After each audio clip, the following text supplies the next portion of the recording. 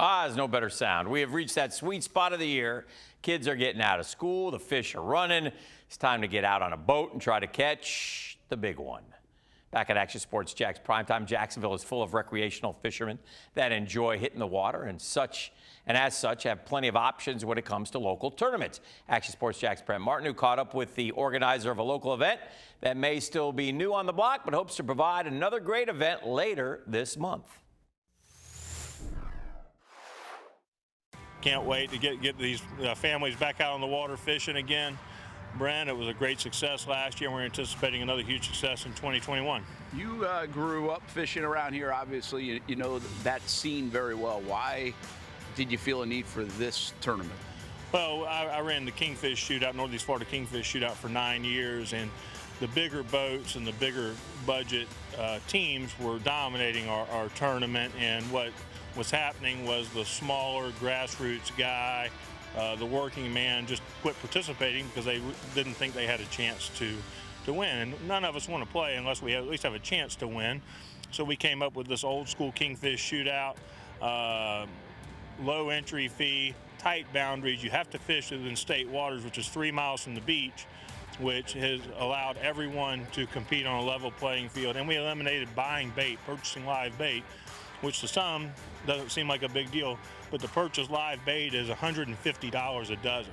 So it was creating another $400 or $500 a day expense on top of entry fees and then long runs for these big boats. So the old school has come in and brought the family fishing team back so they can compete on a level playing field with the big guys.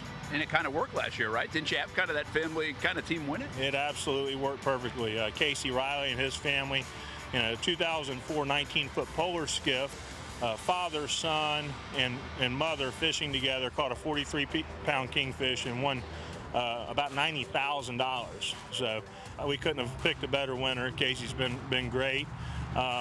It was good. They found out they were having a baby the day before the tournament, so it seemed like fate. They've named their baby girl Mac after the kingfish because, obviously winning a bunch of money allowed them to have a better quality of life for their baby, so they named her Mac after the fish that won the tournament. So it's a pretty cool story. Last year was the pandemic, and you guys had an unbelievable turnout.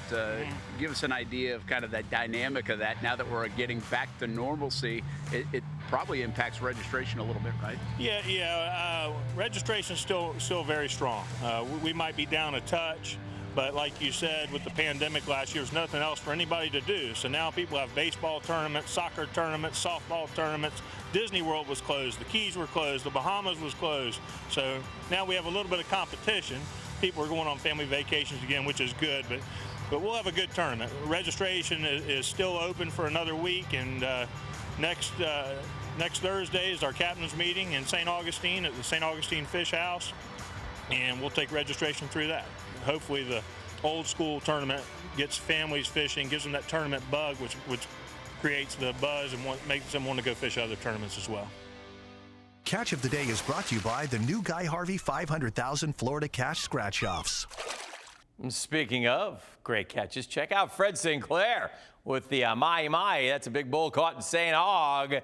We want to see your catch. Just go to actionnewsjax.com, submit your picture with some info, and you could make it on Action Sports Jax Prime Time. Action Sports Jax Prime Time, Saturday at 10:30 on Fox 30.